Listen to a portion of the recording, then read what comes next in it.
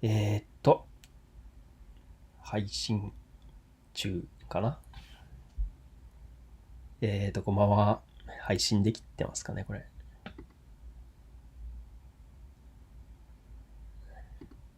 ちょっととりあえずツイッターで共有していきましょうか。えーっと、ポチリと。よし。それではね、ぼちぼち始めていこうかなと思います。もうすでにコメントをしてくださっている方がいますね。プロセカ実装おめでとうございます。超楽しみです。ありがとうございます。いやー、プロセカにね、実装されたんですよ。これ聞こえてるよね？大丈夫だよね。いや、こんな日曜日のね、深夜に集まって、深夜か夜か集まっていただいてありがとうございます。自称天才さん、こんばんは。そうですね、皆さん続々といらっしゃってますね。はい。ちょっと人が集まるまでは、ぼちぼちと生放送ですのでね、ぼちぼちと話しながら、はい。皆さん続々といらっしゃいましたね。はい。こんばんは。聞こえてます。よかったです。なんか聞きづらいとかあれば言っていただければ調整しますので。はい。で一応、今日なんですけど、1時間くらいを目安に話すのを今のところ検討中です。はい。ちょっと話す内容がもりもりなので、ちょっと終わるかわかんないんですけれども、なるべく生放送なので、皆様の、声など拾いながらやっていければなと思います。結構久しぶりなんで、割と緊張してます。はい。最後に生放送をやったのが、だって、でもあれか、5ヶ月前にちょっとギター募集で生放送したのか。ちょっと期間空いちゃったんで割と緊張してます。はい、皆さんこんばんは。はい、人が集まってきたら徐々にやっていこうと思います。はい、今年の6月を振り返るということでね、具体的には、なんかリアルで何があったとかっていうよりは、いろいろと、えなんだろう、曲を上げたであるとか、プロセカに実装されたであるとか、なんか本当にいろいろありましたので、そういったところを改めて振り返りながら、ここはどうだったのか、そんなことをつらつらと話していこうかなと思います。で、せっかく生放送なのでね、皆様のコメントなどをなるべく拾いながらやっていければと思っております。はい。というところで、3分くらい経ちましたかね。はい。アーカイブは一応残す予定ではあるんですけれど、ただ、えなんだろ気が向いたら消すかもしれないです。はい。というところで、いつもそういうことを言ってるんですけど、消した試しが一度もないというはい。ゆっくりやっていこうと思います。はい。おっと、アトリエドーンさんいらっしゃいました。アトリエドーンさん、これあれでしょう。さっきツイッターで見ましたよ。あの、とても素敵な6月でしたの。名指しが、何やらアトリエドーンなるものをなんか、ホームページを立ち上げたみたいな、さっきチラ見した気がします。はい。ちょっと関係ないんですけど、じゃあちょっとね、人も集まってきたんで、ぼちぼち話していこうかなと思います。はい。6月を振り返るということで、とりあえず、6月ですけど、なんか流行り病がちょっと一区切りして、なんかようやく外出できるようになったりとかして、うん、なんか夏を感じられていいなっていう風に今年は思ってます。で、ちょっとリアルの方がちょっとめちゃめちゃ忙しくて、なんかその、4、5月くらいまではちょっと余裕あったんですけど、6月からめちゃめちゃ忙しくなり始めて、ようやくなんかいろいろと、はい、できたのができなくなりつつあるみたいな、そんな感じなんですけれども、でも春くらいから進めてきたものとかが、続々とリリースできるようになりましたので、はい。ちょっとずつね、皆さんに改めて振り返っていければと思います。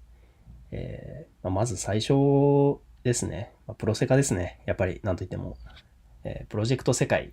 なんか、自分のリスナーさんたち大体皆さん知ってると思うんですけど、プロジェクト世界なるアプリがあるんですよ。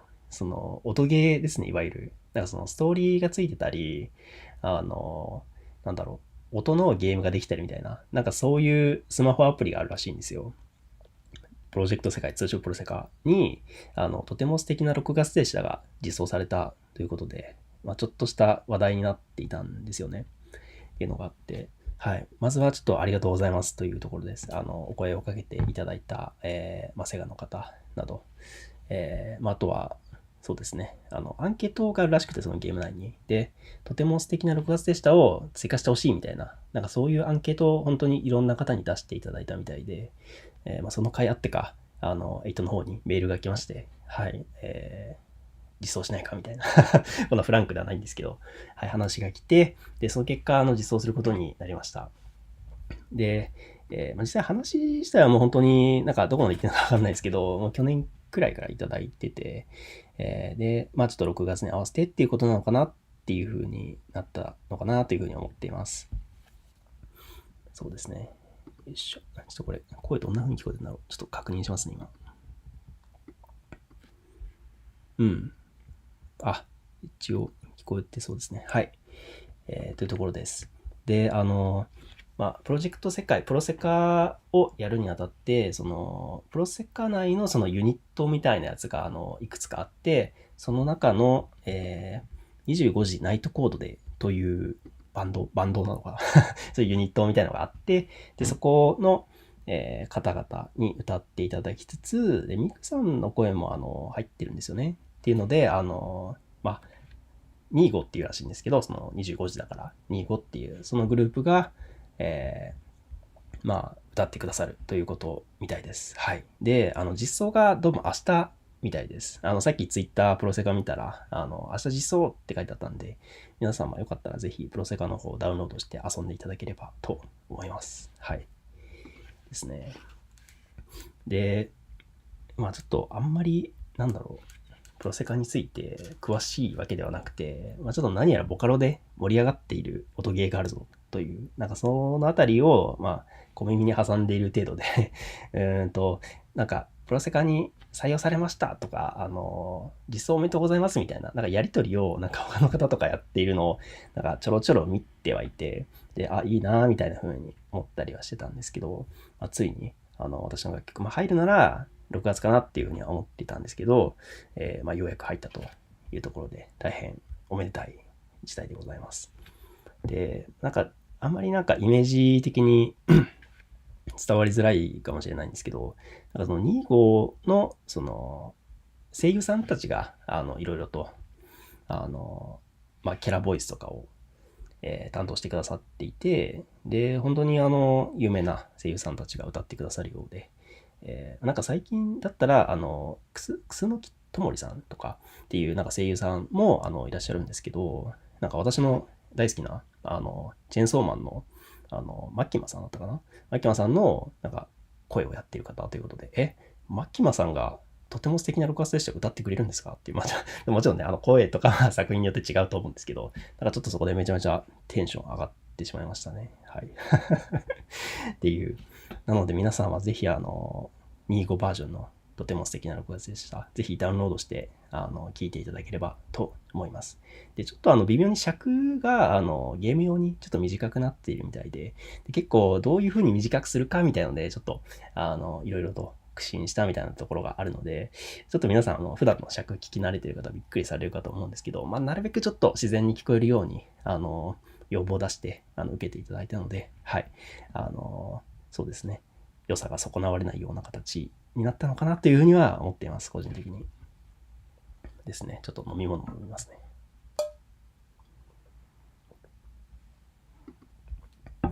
はい。とりあえず、プロセカについてはこんな感じですかね。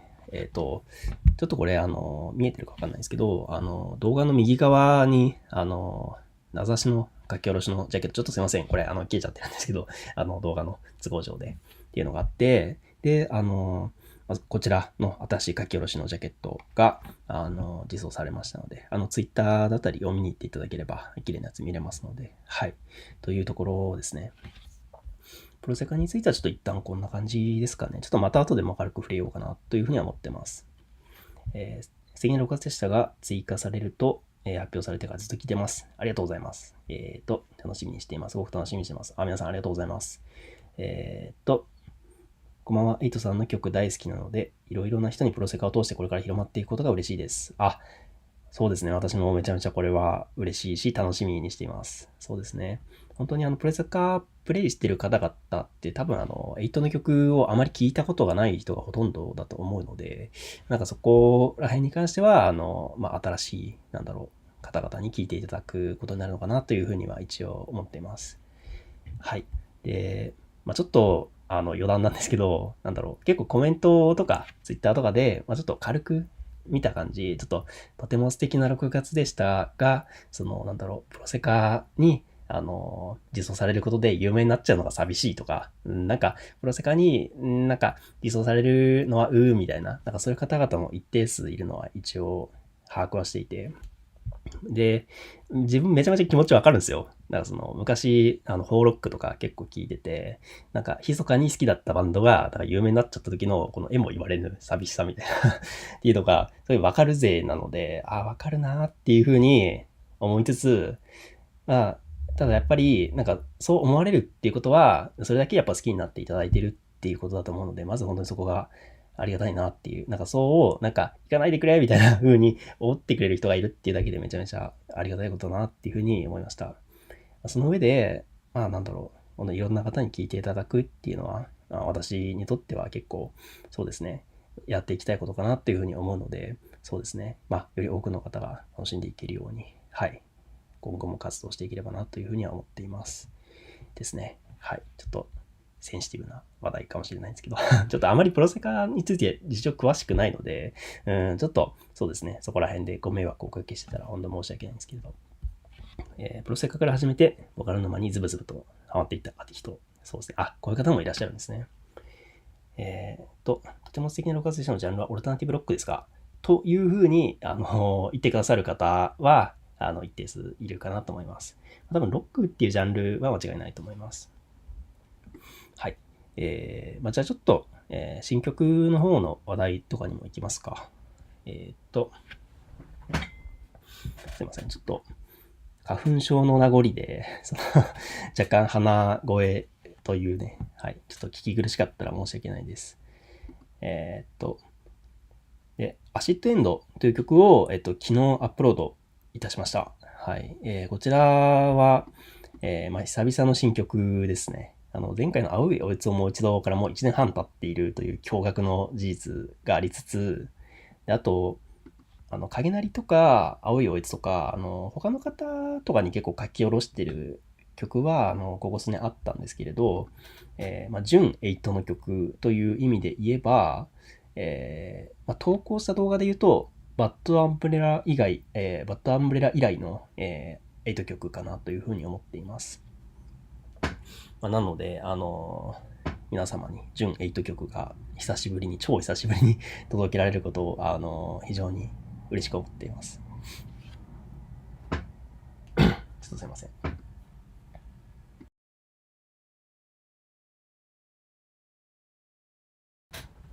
はい、失礼しました。というところで、バッドアンブレラも実際かなり前の曲ではあるんですけど、結構投稿順が前後しちゃったんで、多分スロースーサイドかな、最後。だったと思うんですけど、とりあえず何が言いたいかというと、めちゃめちゃ久しぶりの、曲投稿ということです。はい。で、アシッドエンドについては、とりあえず本当にいろんな方々にご協力いただいて、投稿できた曲なので、まずちょっと皆様に本当に感謝を申し上げたいなというふうに思っています。まず、リツさんですね。前回そのギターの募集を生放送かけたと思うんですけれど、何名か、我こそはっていう方が、DM なりメールなりをちょっと送っていただいて、で、その中から、この人しかいないなっていう、しかいないっていうと、この人が一番、飛び抜けて、すごく、良かったなっていうところで、ギタリストっていうわけではないんですけれど、同じくボカロ P になるのかな、っていう、リツさんっていう方に、ギターを今回弾いていただくことになりました。ちょっとアシッドエンドの概要欄とかから、リツさんの、ツイッターであったりだとか、YouTube であったりだとかいけるので、興味のある方はぜひそちらも聞いていただきたいんですけれど、この方のギターマジでかっこいいんですよね。っていうのは、あと上手いし、フレーズがテクいっていうので、なんかもうエイトの上位互換来たなっていうふうにちょっと思っています。はい。っていう感じなので、非常にまずそれが、ありがたかったのと同時に、曲について非常にクオリティを底上げすることができたのかなっていうふうに思ってます。てか、暑いな部屋が。すいません。ちょっと温度下げますね。よいしょ。よいしょ。っていう感じですね。はい。なので、まずちょっとそこを、ギターを皆さんにぜひ聴いてほしいなっていうところです。あとは、爆井さんですね。動物のバックに井戸の井で爆井さんっていう方なんですけれど、この方が動画を、担当していただきました。で、アシッドエンドの動画見ていただくとわかるんですけど、めちゃめちゃ動くんですよ。アニメ MV みたいな感じで。っていうのがあって、その MV を、依頼するにあたって、本当にいろんな方の動画見たんですけれど、爆井さんの動画何がいいって、とにかく、まず、センスがあるっていうのがあって、で、かつ、なんか感覚、こういうのがいいんだよってな、感覚がすごく、なんだろう、近いっていうとなんか、あっちからは近くないって思われるかもしれないんですけど、なんだろう、すごく好きな、その、世界観みたいなものとかがあって、その自主制作の PV とかも上げてたりするんですけど、PV とか MV か、みたいな。なんかそういう、なんだろう、ものとか見ていく中で、本当にこの人に頼みたいなっていうふうに思って、依頼させていただいたんですけれども、爆井さんの動画、本当マジ神なので、語彙力がないんですけどぜひ皆様に、はい、見ていただきたいです。はい。で、あと、ノイズさんがマスタリングの方ですかね。はい。っていうので、ノイズさんは本当に、最終盤といいますか、で、マスタリングで入っていただくことになって、そのリツさんからの紹介だったんですけれど、非常にクオリティが高いマスタリングをしていただいたり、あと本当に動画だったり音回りだったりでちょっとわからないことがあった時とかに、本当に真摯に答えてくださって、非常にありがとうございますという気持ちに溢れています。はい、とりあえず、この3人の、なんだろう、力添えがなければ、アシッドエンドは世に出なかったので、特に本当にリッツさんですね、こんな感じで行きたいんですみたいな、本当にいろいろとご無理を言ってしまったので、なんだろう、負担かけてしまったんですけども、それでもいつもなんか期待のはるか上を行くようなクオリティのものを出していただいていて、本当にやりやすかったです。はい。いつもありがとうございます。というところで、イツさんのかっこいいギターとバグイさんのかっこいい動画、ノイさんの素晴らしいマスタリングのアシッドエンドをぜひ皆さん、聞いていただければ幸いです。はい。というところですね。で、一応なんかサブスクの配信の方も、手続き進めてまして、明日かな明日くらいから、各種サブスクサービスでちょっとずつ解禁されていくと思うので、またツイッターなどで、はい、告知させていただきます。はい。というところですね。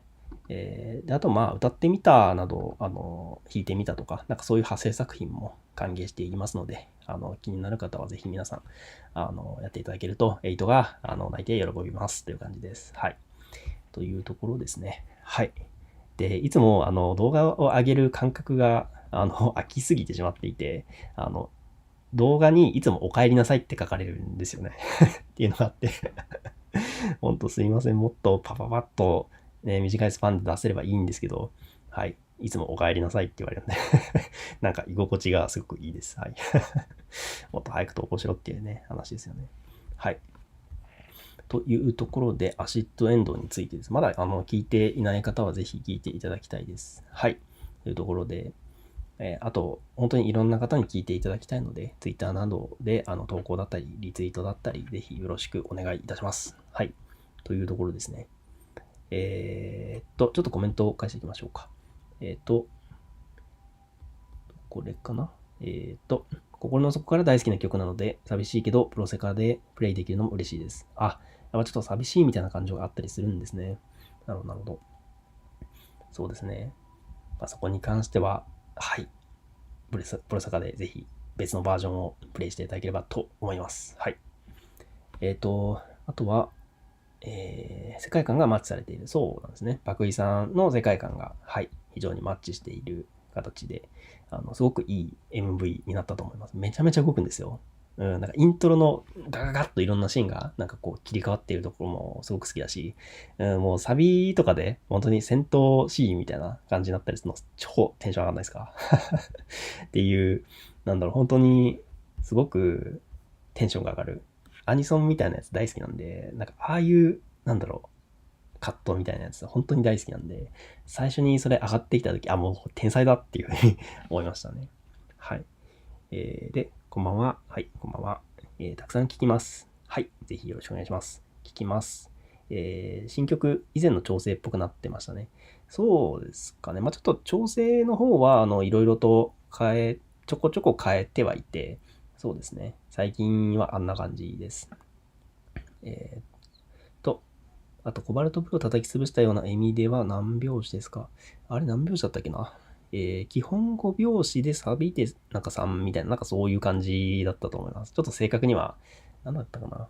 はい。そんな感じだったと思います。で定期的に曲更新されて、テンション上がります。新曲もすごく良かったです。はい、ありがとうございます。そうですね。今後定期的に曲を上げていけるようにちょっと頑張っていこうと思います。はい。じゃあちょっと次の話題にも行きましょうか。ちょっとこれ6月の最初の方だったので、忘れている方ももしかしたらいるかもしれないんですけれど、まず拒絶のファイルというアルバムを、リリースしました。一応概要欄のサブスクの、リンクとかからもいけると思うんですけれど、こちらのアルバム、なんだろう、厳密にはサードアルバムとはちょっと違って、昔結構いろんなコンピレーションアルバムとかに参加書き下ろしでしていたものとかがあって、本当に、10個くらいあったかな。本当にいろんなアルバムに1曲だけ参加みたいなやつが本当にたくさんあって、で、昔はなんか本当に8のファンの方とかは、あちこちでアルバムを買ってなんか集めたりみたいなしていただいていたんですけれども、本当に最近入った方とかが、なんかそういった曲をなんか聴けなくなってしまう。あれもやっぱり8の大事な一部なので、なんかそういうところで、最近入った方でもとっつきやすくなるようにっていう意味も込めて、そういう曲を集めて聴いていただけたらいいなっていうふうに思って、アルバムにさせていただきました。なので、結構その古い曲から新しめの曲まで混ざってて、割と曲風がアルバムの中でコロコロ変わるみたいなところもあったりするんですけど、ただ通して聴いても、なんか全体的にやっぱり雰囲気的には統一されてるなっていう軸がぶれてないんだなっていうふうに改めて思いました。そうですね。で、そうだ。アートワークなんですけれども、この画面左側に拒絶のファイルのジャケットアルバムが、あるんですけど、これもちょっと左側ちょっと切れちゃってるんですけど、アルバムのジャケットをひらりさんという方に、書いていただきました。ひらりさんは、セカンドアルバムのコバルトブルーの白チュームのジャケットも書いていただいた方で、なんだろう、女の子だったりと、あとなんかこう、不思議な世界観というか、なんか後ろの、なんだろう、雰囲気であったりだとか、街並みであったりとか、なんかそういうところとの親和性みたいな、本当にすごくそういうのが上手い方で、ツイッターとかでもそういうものたくさん上げてらっしゃるので、ぜひなんか気になる方は、足を運んで、見に行っていただけると、すごく、エモい気持ちになれると思います。はい。というところで、この手の作品といえば、ひらりさんだ。ということで、もう迷わずに、依頼に行きました。はい。というところで、あとちょっと余談なんですけど、ひらりさんの方、最近なんだっけな、仕事を辞められたとかで、最近、イラストだったり動画だったりのお仕事募集されてるということだったので、もし興味がある方はぜひ、ひらりさんまで、お話を持っていくと、すごくいいものを作っていただけるんじゃないかなというふうに思ってます。はい。で、そうですね。あと、なんか、昔の曲とかをたくさん集めたアルバムではあるんですけれど、本当はちょっともうちょっと入れたい曲あったんですよ。っていうのがあって。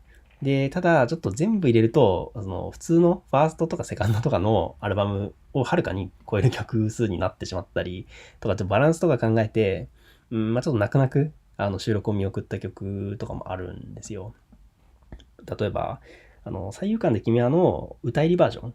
あれ、ファーストアルバムに、インストの曲としてあるんですけど、サブスクで聴ける最有感はなかったと思うので、ちょっとそれ入れたかったんですけど、いろいろ考えた結果、ちょっと、入れなかったりとか。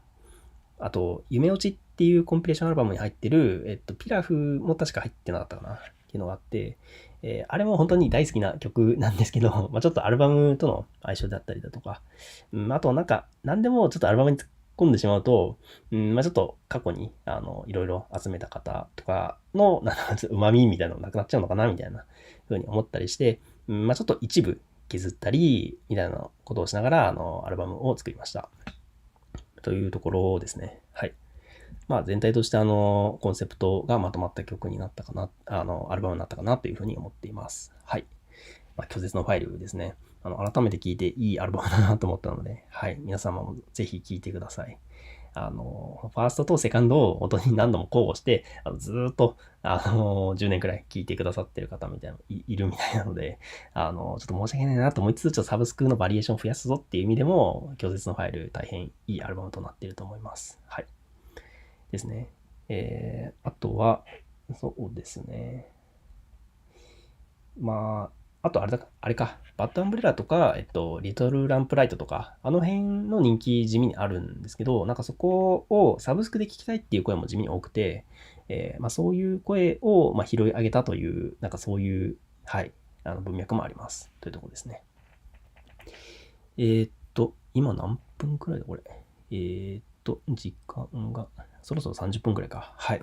というところで、まあ、大きくね、アシッドエンドと、プロセカと、拒絶のファイル。まあ、この3本が、まあ、8の、6月の怒涛のリリースということで、まあ、こんなに一月にそのまとめてリリースするのって本当に前世紀の頃もあんまりなかったと思うので、まあ、追うことなき8セカンドシーズンが来ようとしているのかなというふうに、はい、8自身もちょっと思っています。はい、ちょっと今後のリリースについては、まあ、ちょっとまた追って、連絡などあったりすると思うんですけれど、一応なんか予定しているものとかもあるので、お楽しみにチャンネル登録したり、Twitter フォローしたりして待っていただければと思います。はい。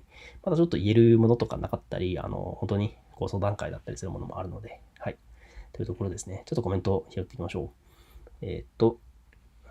定期的に曲更新されてテンション上がります。曲も良かったです。はい、ありがとうございます。で、拒絶のファイル、アルバムとしてもとても良かったです。あ、良かったです。アルバム単位で褒めていただけるのはすごい嬉しいですね。リトルアンプラント、本当に好きなので嬉しかったです。あ、良かったです。サブスクでだけ聴いてるっていう方も結構いるみたいなので、はい。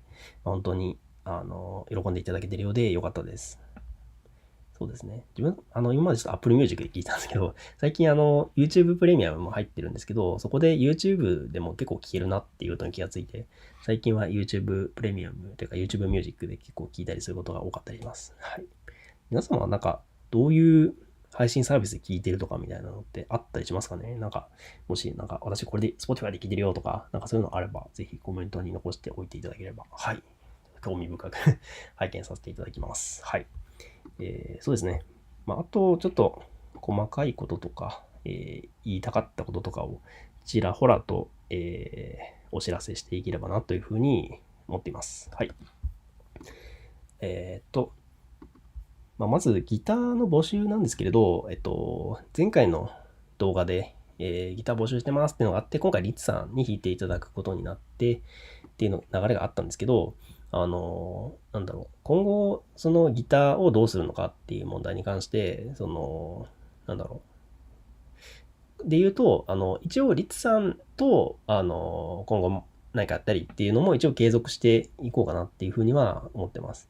はい。ちょっとリツさんとも、まあ、軽く話したりしたんですけど、そうですね。またリツさんのギターの曲っていうのが上がることは全然あるかなっていうふうに思います。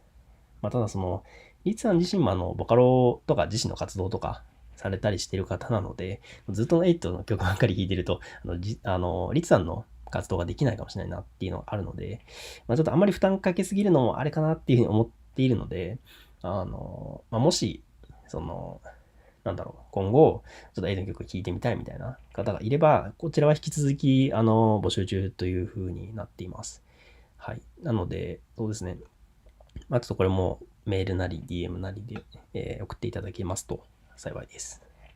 そうですね。まあ、理想を言うと、そうですね。お互いに依存関係みたいなちょうど、健全じゃないかなっていうふうに思うので、まあ、2人とか、まあ、横言えばまあ3人くらいと、なんかそういう風な活動ができたらなっていうふうに思っています。はい。ただ、リツさんが現状、めちゃめちゃ、最強のギターを弾いていただいているので、なんか、そこに関して、直近、今後のリリースに関して言えば、リツさんの、そうですね、ギターだったりっていうのが登場する頻度がちょっと多くなってくるのかなというふうには思っています。はい。というところですね。あとは、そうですね。あとそうだ、とても素敵な6月でしたも、100万再生、YouTube の方でしたんですよね。この間、5月だったかなっていうのがあって、およそ2年ちょっとぐらいですか。で、100万再生して、本当に YouTube の勢いすごいなっていうふうに思いましたね。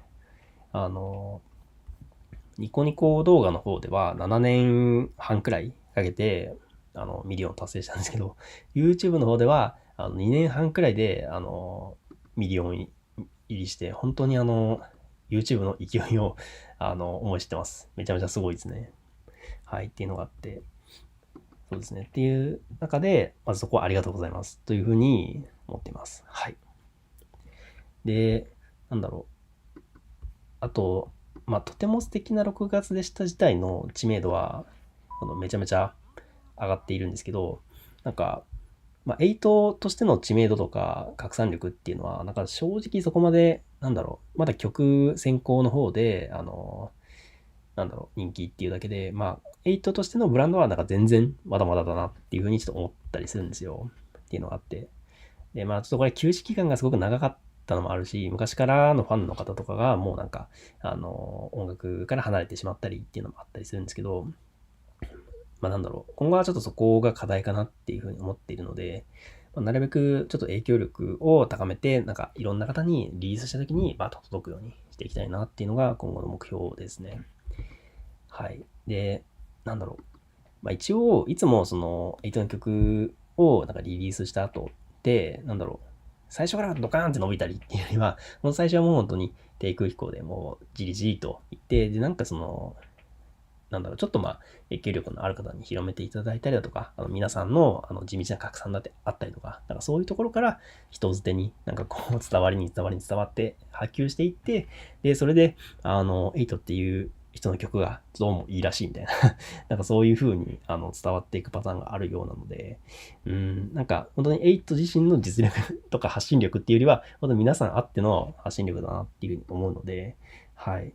なので、今後ね、いろんな方に聞いていただくためにも、今後とも皆様よろしくお願いしますという形でございます。はい。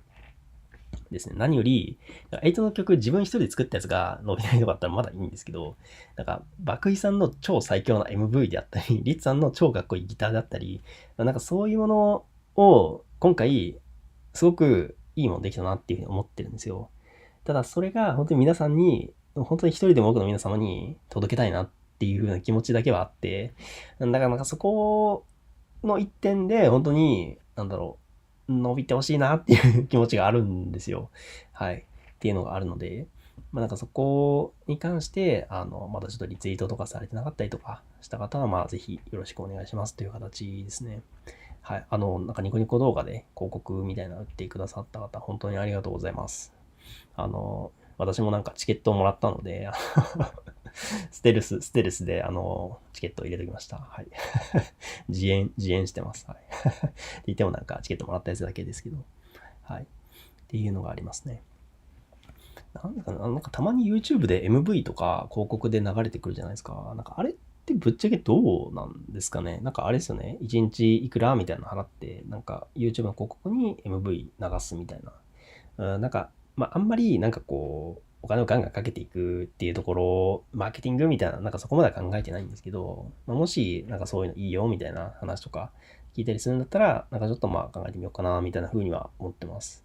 逆に広告で流れてくるのうぜえみたいな。そういう、あんまりちょっと評判良くないからやめた方がいいよみたいな。そういう情報があれば、それはそれでちょっと知りたいので、はい。そういう情報あれば、ぜひ教えてください。はい。コメントちょっと読んでなかったですね。Spotify で聞いてます。そうなんですね。Spotify。聞いてくださってる方たまにいますよね。Spotify で。無料で聞けるんでしたっけ？そこがいいところなのかな。はい。ちょっとあんまり詳しくないので、すいませんなんですけど。はい。おめでとうございます。とども。そうですね。ちょっとなんか暑くて頭が今日あんま回ってないですね。っていうのはちょっとありますけれど。はい。というところですね。あとなんか話題あったかな。あれか。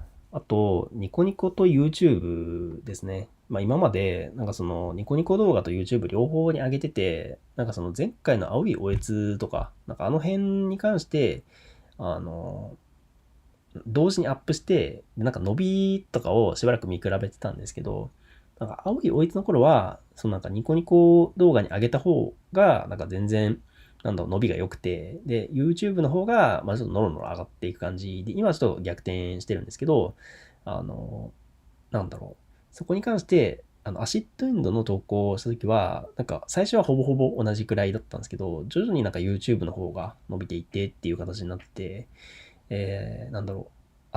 なんかそろそろニコニコ動画より YouTube の方が、なんか初動から伸びやすくなるみたいな、なんかそういうフェーズに入ってきたのかなっていうふうに思ってます。YouTube も本当に多くの方々に登録していただいて、今9000人くらい登録者いるので、ニコニコの方で、最初にランキングに乗って、で、そこが伸びていくみたいな、なんかそういう流れが、なんか YouTube に今逆転されつつあるのかなっていうふうに思ってます。はい。正直曲聴いたりするとき、なんか YouTube の方が手軽に開けるっていうのもあって、YouTube 見ちゃいますよね。っていうところはあるので、一応なんか両方で今後投稿はしていく予定なんですけれども、こうやって YouTube ライブをしていることからもわかるように、だから軸足がちょっとなんか YouTube に移りつつあるなっていうのは肌感で感じているところであります。はい。ただなんかこれも本当に時代ごとのプラットフォームがあると思うので、本当に多くの方に届くようなプラットフォームで投稿していければいいなというふうに思ってます。最近はね、インスタなんかも始めてみたりしているんですけれども。ですね。はい。というところで、もうすぐ1万人登録ということでね、まだ登録していない方はぜひ登録よろしくお願いします。というところで、YouTuber っぽいことを言ったところで、そうですね。あと、なんだろう。収益化みたいなところは、引き続き、できてないです、YouTube。うん。なんかとても素敵な6月でしたが、なんか引っかかって、なんかなんだろう、ちょっと詳しい経緯は過去のライブとかに書いてあるんですけど、Google さんの方に何度も申請してるんですけど、なかなか通らなかったりっていうのがあって、せっかく何百万再生されていても、なかなか入ってこないみたいなところはあったりするんですけども、ちょっと引き続きね、新曲とかをいろいろ出していって、申請が通るように頑張っていければいいなというふうに思っています。はい。ただ一応なんかその配信サービスの方で、なんかその YouTube でいくら再生されたものがなんかいくら入るみたいな、なんかそういう間接的なサービスは使っているので、完全にゼロっていうわけではないんですけれど、はい。今のところはなんかサブスクで聞いていただいたりとか、あと、そうですね、なんか iTunes とかでなんか CD をとかっていただくみたいな方が、入ってきやすい状況にはなっているかなと思います。はい。というところです。はい。本当にね、なんかお金の話はね、あんまり流してもあれなんですけれど、ちょっと仕事の方であるとか、今後どんどん忙しくなってくるかなっていうふうには一応思っていて、で、ちょっと曲も、どんどん作っていきたいなっていうのを思ってて、一応今進めてるものとかもあったりするんですけど、やっぱどうしてもちょっと本業の方が忙しいタイミングとかで、なかなか活動できなかったりするので、なんか一応、なんかその、短期的、中長期的な目標としては、なるべく、ヒットを出して、で、正直、もうちょっと、なんかヒットをたくさん出していければ、もうちょっとこれでやっていけるな、みたいな、なんかそういう風な感じになってくれば、ちょっとどんどんアウトプットも出していけるなっていう風に思うので、本当になんか皆さんに聞いていただいて、今後、エイトとしての活動量を増やしていけるかどうかっていうものは、はい、なんかいろいろな数値に影響されてくるので、はい、ぜひとも皆様、数値再生の方よろしくお願いしますという、ちょっとなんとも必死感の溢れる生放送にはなっているんですけども、はい。というところで、一応そうですね、生放送として話したいことは大体話せた感じですかね。はい。まだ何かコメントなど不明点などあれば、いろいろとお答えしていけるかなと思うので、はい。特になければ、ぼちぼち終わっていこうかなというふうに思います。はい。コメント。一緒に作られている方ももちろん素敵なんですけど、エイトさんのミクちゃんの声と、会社の声が唯一無二だと思っています。ありがとうございます。いや、まあそう言っていただけるのめちゃめちゃ嬉しいですね。なんだろう。なんかコメント、YouTube のコメントとかでも、なんかその、なんだろう。エイトさんの曲からしか摂取できないその良さがあるみたいな。なんかそういう定型文ありますよね。あれ、なんか定型文だって分かってはいるんですけど、めちゃめちゃ嬉しいんですよね、言われてやっぱり。多分曲作ってる人で、なんか唯一無二って言われて、なんか嬉しくない人あんまりいないと思います。はい。っていうのがあって、えなので、皆様、唯一無二だなと思う、推しの方がいたら、ぜひ、コメントしてあげてください。あなたの楽曲は唯一無二で、みたいな、言われて嬉しくない人いないと思うので、はい。インスタのリンクはお恵みいただけませんか？すいません。インスタのリンクどこやったっけな？一応、どこだっけな？ YouTube の、YouTube には載ってないか。どこにあったっけな？ニコニコのマイページとかにリンクがあったような、そうか、インスタ、あと、このサブスクですね。一応、この動画の概要欄の、サブスク配信のところを押していただくと、確かインスタのリンクがあったような気がする。なかったらすいません。後で追加しておきます。はい。という感じです。ただちょっとインスタ最近というか、本当にサブ的な更新になってくるので、基本的には Twitter フォローしていただければ間違いないと思います。はい。インスタは割とサボり気味ですっていうのがあって、たまになんかなんだろう、質問回答みたいな、なんかストーリーみたいなのあるじゃないですか。あれで答えたりするの結構楽しいんで、本当に気まぐれですけどはい、やったりはしてます。っていうところですね。いつも、本当にいつもありがとうございます。こちらこそいつも聞いていただいてありがとうございます。本当に皆様あっての8ですので、はい。ぜひぜひ今後ともよろしくお願いいたします。すいません。コメントを皆様、急にコメントをくれくれしたら皆さんコメントを書いてくださってありがとうございます。そうですね。こんばんは、好きで曲たくさん聴いています。エイトさんの少し不穏な感じの夏の雰囲気大好きです。これからも頑張ってください。ありがとうございます。そうですね。少し不穏な感じの夏の雰囲気。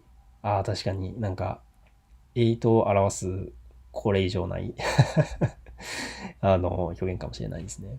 なんか結構夏好きな方とか、ボカロ P とか、あとアーティストの方でも結構いると思うんですけど、なんか割と、なんだろう、青春であったりとか、爽やかだったり、あとなんか切なさだみたいな、なんかそういうところを、押し出してる方すごく多いので、なんか別にあえて差別化してるわけではないんですけど、自分の好きなところを押し出していくと、なんか必然的にそういう、なんか不穏な感じになってしまうというとても素敵な6月でしたに関しては、名指しと全張りですね。あの二人の力もあって、本当にジメジメした感じが出てるかなっていうふうに思うので、なので本当に、はい、作ってくださってる、動画の方、イラストの方の協力もあって、本当にジメジメした感じが出してるんじゃないかなというふうに思ってます。ちなみになんか曲単体で、一番ジメジメしてるなと思う曲ランキング1位、8の曲ランキング1位は、猿夢です。皆様聞いてない方いたら、ぜひ気に入ってください。本当にギターがねっとりしてて本当におすすめです。はい。なんか今でも、なんかあれ、なんだろう、実在ではないんですけど、なんだろう、シャレコアっていう、なんかネットの怖い話みたいなやつが、題材になってるやつなんですけど、なんか、ウィキペディアに、なんか、猿夢のウィキペディアにどうやら曲がなんかあるらしくて初音ミクが歌う曲みたいに載ってるらしくて、猿夢のウィキペディアにだからそことかからなんか流れてくる方が一定数いるみたいで、なんか思わぬ流入経路だなっていうふうに思いましたはい。夏なのでね、ホラーの季節ということで、皆さんもね、そういうふうになんかこう、ドキッとするようなコンテンツとかもね、楽しい季節ですよね。唯一無二です。ありがとうございます。唯一無二早速使っていただきました。ありがとうございます。そうですね。ありがとうございます。嬉しいです。初めてコメントをさせていただきます。ニコニコで、投稿されていた頃からずっと大好きで、今でもずっと聴いています。エイズさんの作る、楽曲が本当に大好きです。お体に気をつけて、これからも無理なく曲を作ってくださると嬉しいです。ありがとうございます。いや、こんな丁寧な、お手紙みたいな、メッセージありがとうございます。そうですね、ニコニコ語で投稿してた頃から好きな方はもう本当に、もうお子さんぶっていきましょう。はい。なんかね、もう、プロセカでね、いろんな方が入ってきたり、みたいなので、なんかちょっと、心がね、ささくれている方もやっぱりいると思いますけれど、もう本当に昔から聞いてくださってる方は、もう本当にそれだけでもう誇っていいことだと思いますし、自分もめちゃめちゃ嬉しいので、はい、もうね、分かってないなって、いつの曲はこういうのがあるんやで、って言って、なんかニコニコにしか上がってない曲とかを引き合い出して、うざい子さんぶっていただければと思います。はい。そうですね。こんばんは。何年経っても、音を忘れることがないです。正真正銘。あ、正真正銘好きなんですね。嬉しいです。あの曲、なんか YouTube だとちょっとあんまり伸びてないんですけど、本当に、好きな曲の一つなので、ぜひとも聴いていただけると皆さん、はい、助かります。で、なんかその、サムネが良くないのかなと思って、最近、サムネは正真正銘の赤い、サムネから、ちょっと燃えているイラストのサムネ変えたんですよね。なんか、どうしたらいろんな方に聞いていただけるかなっていうので、はい。それ目は、元の話を初めて読んだ時の気持ちを思い出せるので好きです。あ、よかったです。なんかね、ジメジメした感じがいいですよね。なんか、あの曲聴くと、なんか昔、一人暮らしで住んでた、6畳の、家をすっごい思い出すんですよね。なんか、曲を聴くと作った時のことを思い出すみたいな、なんか、たまにあるんですけど、サリウムに関しては本当に蒸し暑い時に作ったな、そういえばみたいな、なんかそういう記憶がすごいありますね。そうなんで、後で調べてみよう。サリウムですかね。はい、すごく面白いです。余談なんですけど、最近その、サルユメとかと結構同列で語られることが多い、なんか、キサラギ駅っていう、なんかそういう怖い話があるんですけど、それの映画を見たんですけどそれがね、面白かったです。